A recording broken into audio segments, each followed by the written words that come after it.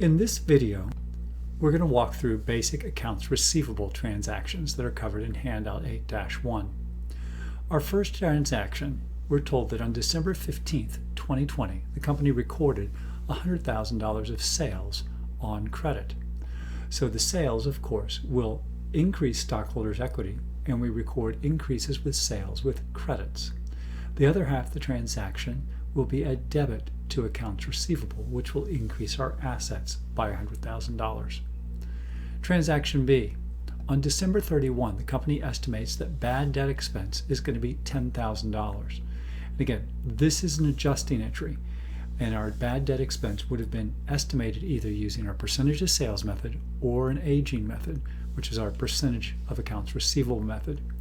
We're going to record a bad debt expense in the same period we record the sales, because the matching principle says we want to match costs with the revenues they generate. So we've estimated bad debt expense to be $10,000. We're going to record a debit of $10,000 to bad debt expense, which will ultimately decrease stockholders' equity.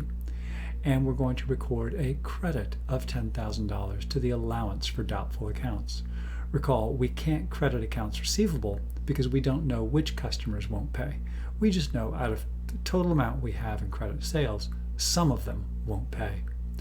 On January 12, 2021, we collect $20,000 of accounts receivable. So we have $20,000 of cash. We debit the increase in cash for $20,000. And then, of course, we need to reduce another asset, which is our accounts receivable. And we do that with a $20,000 credit to accounts receivable. For transaction D, we're told that after many attempts, the company has determined that it won't collect $4,000 in accounts receivable from Pendant Publishing, and it decides to write off that amount.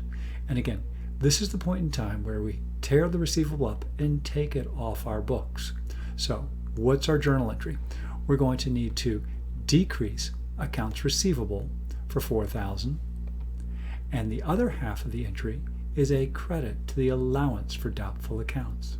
And again, notice there's no entry to our income statement. There's no impact on equity at this point in time because we recorded the bad debt expense back up in transaction B at year end when we estimated our allowance for doubtful accounts.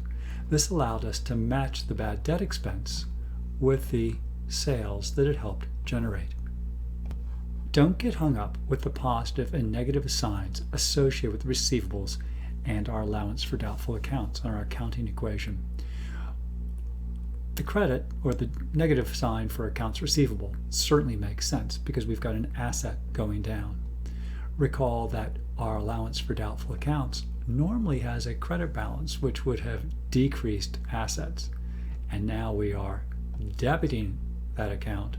So in essence, we've increased assets, and in net there's been no change to our overall assets. So again, on June 15th we wrote off the amount that Pendant Publishing owed us. But on July 15th, Pendant unexpectedly called to say that they have had financial problems but now can afford to pay at least $3,000 to settle their $4,000 debt in full. And of course, $3,000 is better than nothing. So what are we going to do? And they're promising to send us a check the next day.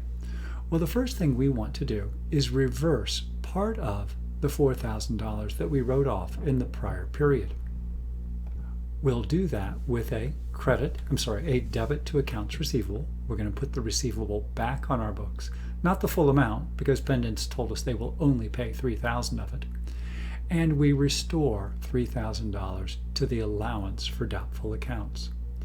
We do this because we want to have a record of the fact that Pendant is actually going to pay us. So they've promised to pay us that $3,000 of it. We put the receivable back on the books and restore the allowance. On July 16th, then, when we receive the check from Pendant, we of course are going to debit cash for $3,000, and we will credit accounts receivable for $3,000.